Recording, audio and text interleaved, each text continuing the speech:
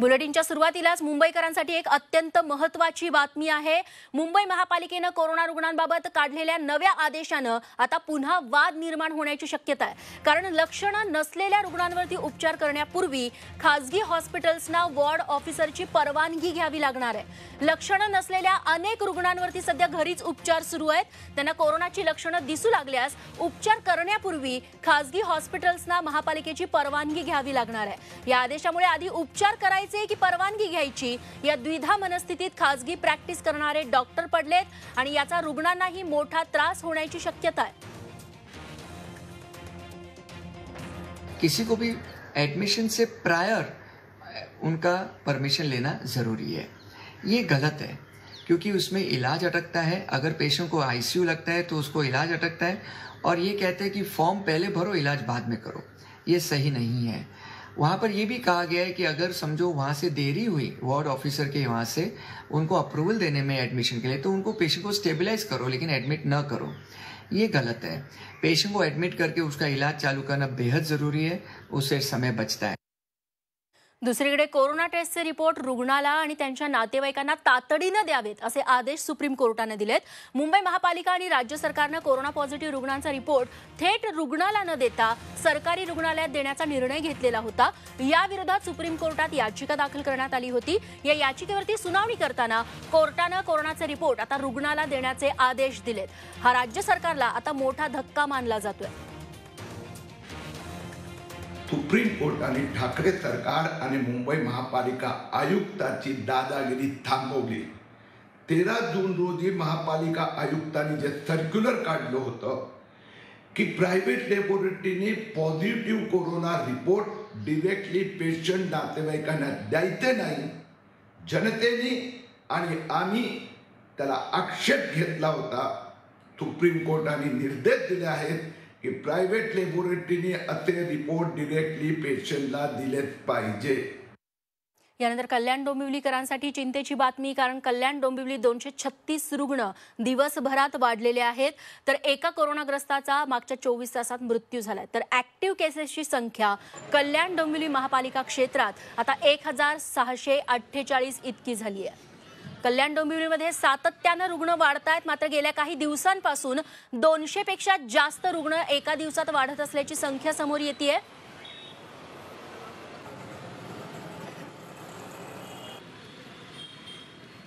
दुसरीकडे नवी मुंबईत देखील आज 9 कोरोनाबाधितांचा मृत्यू झालाय। तर 124 नव्या रुग्णांची नोंद एकट्या नवी मुंबईत करण्यात आली आहे।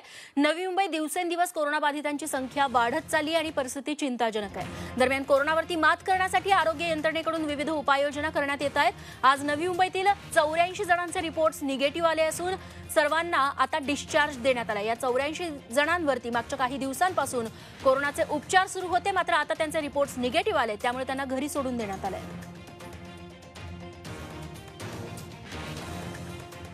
आणि आता लग्नाळू लोकांसाठी एक आनंदाची बातमी। 50 लोकांच्या उपस्थितीत लग्न सोहळा आयोजित करण्याची परवानगी आता राज्य सरकारने दिली आहे। लॉन, नॉन एसी हॉल आणि घराच्या मोकळ्या परिसरात लग्न सोहळा आयोजित करण्यास मुभा देण्यात आली आहे। सोशल डिस्टन्सिंग पाळण्याच्या अटीवरच या लग्न समारंभांना परवानगी राज्य सरकारकडून देण्यात आली आहे। याबाबत येत्या 2 दिवसात राज्य सरकार आदेश जारी करणार असल्याची माहिती मदत आणि पुनर्वसन मंत्री विजय वडेट्टीवार यांनी दिली आहे।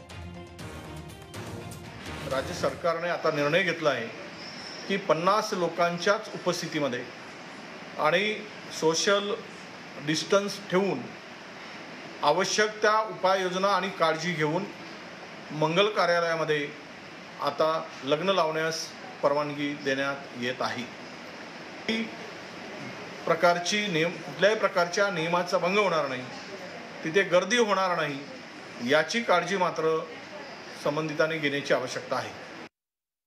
आणि यानंतर शिक्षण क्षेत्रातून एक मोठी बातमी। एमपीएससीच्या 2019च्या मुख्य परीक्षेचा निकाल आता जाहीर झालाय। यामध्ये साताऱ्यातील प्रसाद चौगुले हा सर्वसाधारण गटातून पहिला आलेला आहे। तर उस्मानाबादचा रवींद्र शेळके हा मागास वर्गातून पहिला आलाय। महिलांमधून अमरावतीची पर्वणी पाटील ही पहिली आली आहे। मुख्य परीक्षेसाठी 6825 उमेदवारांनी परीक्षा दिलेल्या होत्या। लेखी परीक्षेच्या आधारे मुलाखतीसाठी 1326 उमेदवार पात्र ठरले होते। त्यापैकी आता 420 उमेदवारांची अंतिम निवड झाली आहे। तेव्हा MPSCचा अंतिम निकाल जाहीर झालेला आहे। MPSC 2019 ची ही परीक्षा, त्याचा निकाल आता हाती आलेला आहे, ज्याच्यामध्ये साताऱ्यातला प्रसाद चौगुले आहे तो सर्वसाधारण गटातनं राज्यातनं पहिला आलाय। दुसरीकडे मागासवर्गीय गटातून उस्मानाबादचा रवींद्र शेळके हा पहिल्या स्थानी आलेला आहे। तर मुलींमध्ये अमरावतीची पर्वणी पाटील ही पहिली आली आहे। खरं तर मुख्य परीक्षा झाली 2019 साली MPSCची, तेव्हा एकूण 6,825 जणांनी ही परीक्षा दिलेली होती। त्यानंतर लेखी परीक्षेच्या आधारे मुलाखतीसाठी त्यातले फक्त 1,326 उमेदवार पात्र ठरले होते, तर आता 420 उमेदवारांची अंतिम निवड झाली आहे। आणि आता बातमी आहे पुण्यातून धक्कादायक। पुण्यात 2 मुलांची हत्या करून दाम्पत्यानं गळफास घेऊन आत्महत्या केल्याची धक्कादायक घटना पुण्यात घडली आहे। लॉकडाऊनमुळे आर्थिक विवंचनेतून हातात पैसाच नसल्यामुळे शिंदे कुटुंबियांनी स्वतःचा आत्मघात केलाय। नेमका काय प्रकार घडलाय पुण्यात, सविस्तर बघूयात। लॉकडाऊनचे भीषण परिणाम आता समोर येऊ लागलेत। पुण्यातलं हे शिंदे कुटुंब लॉकडाऊनचाच बळी ठरलंय। सुखसागर भागातील अतुल शिंदे आणि जया शिंदे यांनी 2 मुलांची हत्या करून स्वतः आत्महत्या केली। आत्महत्या करण्यापूर्वी पोलिसांनी कुणालाही त्रास देऊ नये, आम्ही आमच्या मर्जीनं परिस्थितीला कंटाळून स्वतःला संपवत आहोत असं लिहून ठेवलं होतं। अतुल शिंदे या कुटुंबाने या ठिकाणी आत्महत्या केलेली आहे। 2 दिवस हा दरवाजा उघडत नव्हता म्हणून शेजारच्यांनी पोलिसांच्या मदतीने हा दरवाजा तोडला, तर आतमध्ये हे 4ही कुटुंब फास लावून घेतल्याचं समोर आलेलं आहे। लॉकडाऊनमुळे अतुल शिंदे बेरोजगार झाले होते। ते नोकरीच्या शोधात होते, पण त्यांना नोकरी मिळाली नव्हती। याच विवंचनेतून त्यांनी हे टोकाचं पाऊल उचलल्याचा पोलिसांचा प्राथमिक अंदाज आहे। सदरची घटना आर्थिक कारणावरून झालेली असण्याची शक्यता आहे। त्यांना आर्थिक अडचण असावी, कारण सध्या लॉकडाऊन आहे। त्याचबरोबर त्यांचा कुठला रोजगार वगैरे नव्हता, त्याला रोजगार मिळण्याच्या दृष्टीने त्यांचा शोध चालू होता, परंतु सर्व घटनेचा तपास केल्यानंतरच पुढीलच्या काही काळामध्ये त्याच्याबद्दलची माहिती मिळू शकेल। लॉकडाऊनमुळे अनेकांच्या नोकऱ्या गेल्यात, रोजगार नाहीत। अशा वेळी परिस्थितीशी 2 हात करून पुन्हा लढण्याऐवजी शिंदे कुटुंबानं स्वतःचा आत्मघात केल्यानं हळहळ व्यक्त केली जाते। निलेश खरमरे, झी24 तास, पुणे। आणि यानंतर बातमी आहे औरंगाबादमधून कोरोना विरोधात लढणारे डॉक्टर हे खऱ्या अर्थानं कोरोना योद्धे ठरतात। मात्र औरंगाबाद महापालिकेनं या योद्ध्यांचा पगारच गेल्या 3 महिन्यांपासून दिलेला नाहीये। त्यामुळे आता विरोधकांसह औरंगाबादकर देखील महापालिकेकडे बोट दाखवतायत।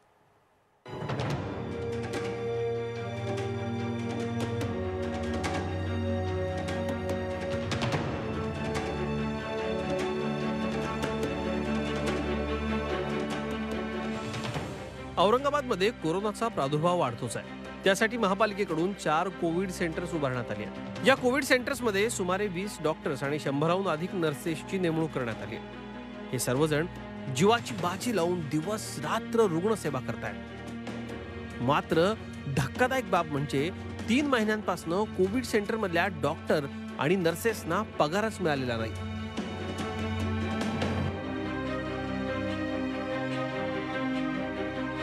आम्ही 12-12 घंटे ड्युटी करून सकाळी 8 ते संध्याकाळी 8, संध्याकाळी 8 ते सकाळी 8 ड्युटी करून आमचे अजूनही पेमेंट झालेले नाही। जीवाचं रान करून आम्ही काम करतोय, सगळ्या पेशंट आमचा जीव धोक्यात घालून काम करतोय, तरी पण अजून आमचे पेमेंट झालेले नाही।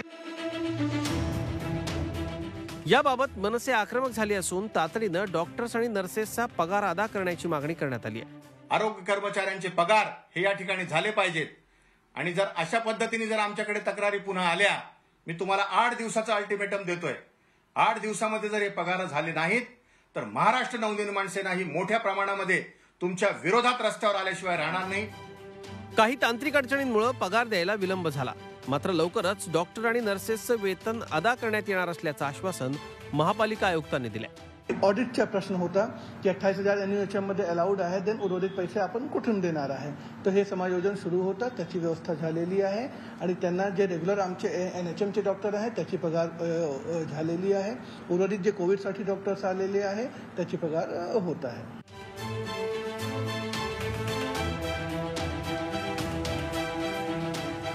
कोरोनाच्या संकट काळात जीवाची पर्वा न करता सेवा देण्याचं काम कोरोना योद्धा करतायत।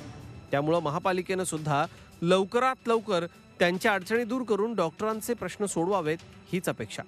विशाल करोळे, झी मीडिया, औरंगाबाद.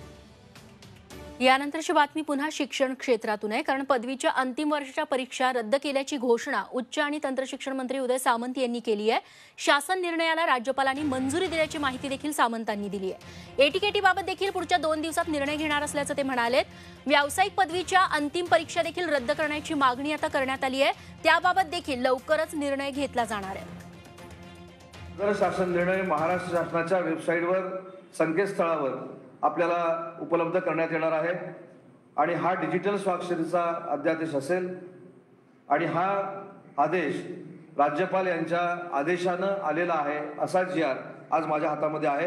आणि म्हणून एक घटक जो याच्यामध्ये शिल्लक राहिला आहे, जो बॅकलॉगचा आणि एटीकेटीचा आहे, तर त्याच्या संदर्भात देखील येत्या 2-4 दिवसामध्ये लवकरात लवकर बैठक घेऊन मुख्यमंत्री महोदयांच्या अध्यक्षतेखाली कुलगुरूंची विद्यार्थ्यांच्या मनातला, विद्यार्थ्यांच्या हिताचा आणि विद्यार्थ्यांच्या आरोग्याच्या दृष्टीने महत्त्वाचा निर्णय महाराष्ट्र शासन नक्की घेईल.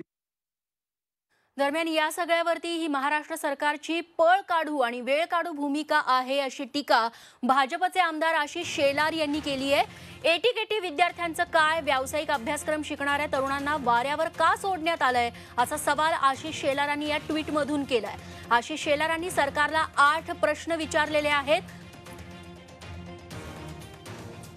तेव्हा शाळेबाबत खरं तर पदवी किंवा पदव्युत्तर विद्यार्थ्यांबाबत भूमिका घेण्यात सरकार कुठेतरी वेळकाढूपणा करते असं म्हणणं आहे. बॅकलॉग आणि एटीकेटीच्या 3,41,000 विद्यार्थ्यांचा बाबत काय, एटीकेटीच्या परीक्षा होणार का, हा पळपुटेपणा नाही का, विद्यापीठ सूत्र ठरवतील असं सांगून मुख्यमंत्र्यांनी गोंधळ वाढवला का, विद्यापीठ सूत्र ठरवतील मग तुम्ही कसला निर्णय घेतला. 8 सवाल उपस्थित केलेत शेलारांनी. त्यात पुढे ते म्हणतायत, निकालात गोंधळ झाल्यास विद्यार्थी स्पर्धेत कसे टिकणार, प्रतिज्ञापत्र ऑनलाईन द्यायचं की प्रत्यक्ष द्यायचं, व्यावसायिक अभ्यासक्रमांच्या विद्यार्थ्यांबाबत काय निर्णय घेतला, असे 8 सवाल शेलारांनी उपस्थित केलेत.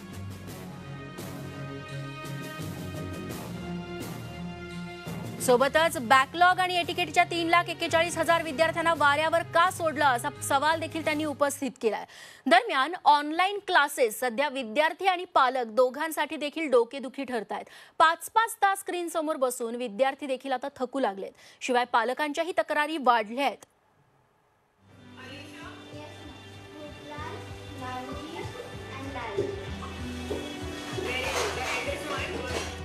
लॅपटॉप समोर बसलेली ही आलिया आरोळे.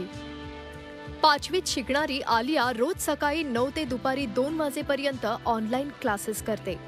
ऑनलाईन वर्ग भरत असल्यानं PT नाही, वर्गातली दंगामस्ती नाही, मित्रमैत्रिणींना भेटण्याची उत्सुकताही संपेल की काय अशी भीती पालकांना आहे. पालकांची लाईफस्टाईल मुलांमुळे निश्चितच बदललेली आहे, कारण मुलांमध्ये शाळेत जाण्याचं जी आवड असते, मित्रांना भेटण्याची जी उत्सुकता असते, ती त्यांची निश्चितच कमी झाली. सामान्य माणूस हे कम्प्युटर स्क्रीन समोर फार तर 1-2 तास बसल्यानंतर कंटाळतो. लहान मुलं 5-5 तास ऑनलाईन क्लास कसे करणार असा सवाल उपस्थित केला जातोय. मूल मोठं जाणार आहे तसं ठीक आहे, थोडासा तुम्ही तरी पण किती मोठं झालं तरी 3 तासाच्या वरती त्यांना ऑनलाईन शिक्षण सलग तर शक्यच नाही आहे, कारण कोणाचा तेवढा स्टॅमिना नसतो. सुरुवातीला विद्यार्थी आणि पालकांमध्ये ऑनलाईन क्लासेसची प्रचंड उत्सुकता होती, पण आता ऑनलाईन क्लासेसला विद्यार्थ्यांसोबत पालकही कंटाळल्याचं समोर आलंय. योगेश खरे, झी24 तास, नाशिक. यानंतर नाशिककरांसाठी एक चांगली बातमी आहे. कोरोनाच्या पार्श्वभूमीवरती नाशिककरांच्या सेवेत Truenat beta Covid test lab दाखल झाली आहे. राज्यात जवळपास अशा 82 लॅब दिल्या जाणार असून नाशिक महानगरपालिकेला देखील एक लॅब देण्यात आली आहे. डॉक्टर झाकीर हुसेन रुग्णालयात तिचं इन्स्टॉलेशन करण्यात आलंय. ट्रूनेट बीटा लॅबमधून फक्त 1 तासात कोरोनाची प्राथमिक तपासणी केली जाणार आहे. त्यामुळे कोरोना योद्ध्याचा संभाव्य धोका देखील टळणार आहे आणि हाय कॉन्टॅक्ट रिस्क आणि गरोदर स्त्रियांसाठी याची मोठी मदत होणार आहे. आणि या लॅबचा एक्सक्लुझिव्ह आढावा घेतलाय आमचे प्रतिनिधी किरण ताजणे यांनी. नाशिककरांच्या सेवेमध्ये आता अत्याधुनिक पद्धतीची कोरोना टेस्टिंग लॅब दाखल झालेली आहे. नाशिकच्या डॉक्टर झाकीर हुसेन रुग्णालयामध्ये ही लॅब उपलब्ध असणार आहे. खरं म्हणजे प्रत्येक महानगरपालिकेच्या क्षेत्रांमध्ये एका रुग्णालयामध्ये राज्यामध्ये ह्या लॅब देण्यात आलेल्या आहे आणि याचा सगळा कंट्रोल जो आहे तो दिल्ली येथे असणार आहे. आपण दृश्यांमध्ये बघत असलेलं हे एक्स्ट्रॅक्टर नावाचं मशीन आहे. या मशीनमध्ये सुरुवातीला घशाचे नमुने जे आहे ते या ठिकाणी ॲड केले जातात. साधारणपणे 15 मिनिटं या सगळ्या प्रोसेसला या मशीनमध्ये लागतात. दुसरीकडे तेच स्वॅब नंतर दुसरं हे शेजारी असलेलं जे मशीन आहे या मशीनमध्ये साधारणतः 45 मिनिटं प्रोसेस होते आणि त्याला PCR म्हणून संबोधलं जातं. आणि त्याच्या शेजारीच असलेलं हे जे एक छोटंसं मशीन आहे ते PCR प्रिंटर असणार आहे. म्हणजे जवळपास हे 45 मिनिटं आणि सुरुवातीच्या मशीनचे 15 मिनिटं असं 60 मिनिटामध्ये एक रिपोर्ट या ठिकाणी उपलब्ध होणार आहे. साधारणपणे या मशीनमध्ये 2 जे स्वॅब आहे ते एका वेळेला रन करतात. अशा पद्धतीची ही सगळी प्रोसेस असणार आहे. ही सगळी नेमकी प्रक्रिया कशा पद्धतीने राबवली जाईल, याचा कंट्रोल कसा असेल आणि कामकाज कसं चालेल हे आपण जाणून घेऊया. या विभागाच्या प्रमुख आहे. मॅडम, सुरुवातीला आपलं नाव सांगा आणि कशा पद्धतीने हे सगळं काम केलं जाणार आहे. मी काझी शाइस्ता जावेद, लॅब इन्चार्ज, आणि इथे मी कोविड-19 टेस्टिंग लॅबला ॲज अ सुपरवायझर म्हणून काम करत आहे. माझ्या हाताखाली 4 टेक्निशियन्स दिलेले आहे. All are well trained. 2 sample कन्फर्मेशनसाठी आम्ही क्वालिटी कंट्रोलसाठी मेडिकल कॉलेजला पाठवून तिथलं रिपोर्ट आम्हाला मिळालेला आहे. ते 100% करेक्ट आहे. तर त्यानंतर आम्हाला अप्रुव्हलची परमिशन मिळालेली आहे through ICMR new Delhi.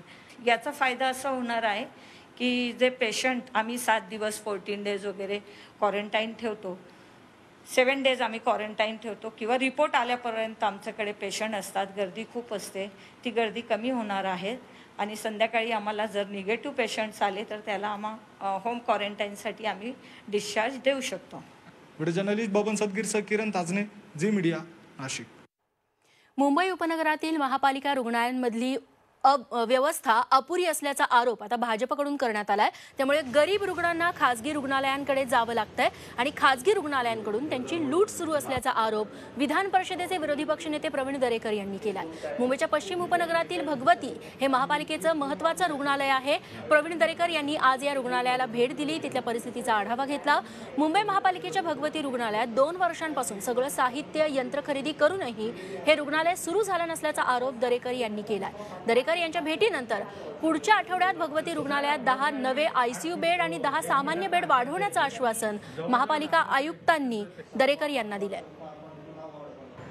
Remedy severe नावाचं हे टॅबलेट या ठिकाणी अँटी व्हायरलच्या संदर्भात आहे ते उपलब्ध होईल आणि कोविडच्या निमोनियाच्या संदर्भात जे इंजेक्शन 40-42 हजाराचं आहे तेही उपलब्ध करण्याच्या अत्यंत 2 महत्त्वपूर्ण सूचना या ठिकाणी मी आयुक्तांना दिलेल्या आहेत. FDA मिनिस्टरशी बोललोय आणि मला वाटतं हे विषय निश्चितपणे या ठिकाणी मार्गी लागतील असा विश्वास व्यक्त करतो.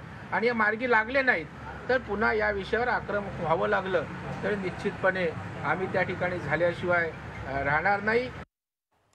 यानंतरची बातमी आहे पुण्यातून. पुण्याच्या तुळशीबागेतील व्यापाऱ्यांनी चिनी मालाचा बहिष्कार करत स्वदेशीची हाक दिली आहे. गलवान खोऱ्यामध्ये चीनच्या भ्याड हल्ल्यात भारताचे 20 जवान शहीद झाले. त्यामुळे चीन विरोधात संपूर्ण देशभर संतापाची लाट पसरली आहे. चीनी वस्तूंवरती त्यामुळे बहिष्कार घालण्यात येतोय. आज तुळशीबागेतील व्यापाऱ्यांनी चीनी वस्तू रस्त्यावरती फेकून देत चीन विरोधात घोषणाबाजी केली. यापुढे चीनी वस्तूंची विक्री करणार नसल्याचा निर्धार करत स्वदेशीचा नारा व्यापाऱ्यांकडून देण्यात आला. तुळशीबागेच्या सर्व व्यापाऱ्यांनी हा निर्णय घेतलेला आहे की ह्यापुढे चीनी वस्तू आमच्या दुकानांमध्ये उपलब्ध होणार नाहीत. आता ज्या काही चीनी वस्तू आहेत त्या आम्ही एकतर टाकून देऊ किंवा परत पाठवून देऊ आणि येणाऱ्या 1-2 महिन्यामध्ये तुळशीबाग ही पूर्ण चायना वस्तू मुक्त झालेली असेल. नागपूर महापालिकेच्या सर्वसाधारण सभेला राज्य सरकारनं परवानगी दिली आहे. महापालिका आयुक्त तुकाराम मुंढेंनी सर्वसाधारण सभा घ्यायला नकार दिला होता, पण राज्य सरकारनं महासभा घेण्यास आता परवानगी दिलेली आहे. उद्या ही महासभा होणार आहे. तुकाराम मुंढे लोकशाही विरोधी असल्याची टीका या दरम्यान भाजपकडून करण्यात आली आहे. की नागपूर महानगरपालिकेला नयना गुंडे नावाचे एक अधिकारी होते आणि आम्हाला तो गुंडेची सवय आहे आणि मुंडेची सवय आहे. कोणी गुंडा असो किंवा मुंडा असो आम्हाला सर्व चालते, कारण आम्ही जनप्रतिनिधी आहोत. धमकावून नागपूर महानगरपालिकेच्या लोकतंत्रावर, संविधानात अधिकारावर आयुक्त अतिक्रमण करू शकत नाही. आम्ही सर्व पक्षाचे नगरसेवक एकत्र येऊन आयुक्तची हे संविधान विरोधी, लोकतंत्र विरोधी भूमिकेचा निषेध करतो आणि राज्य शासनाला आम्हाला अनुमती दिली त्याबद्दल आभार व्यक्त करतो. आणि यासोबत प्राईम टाइम 24 तासमध्ये आता वेळ झाली आहे इथेच थांबण्याची. सुपरफास्ट बातम्यांसोबत लगेचच परत येतोय. बघत रहा झी 24 तास.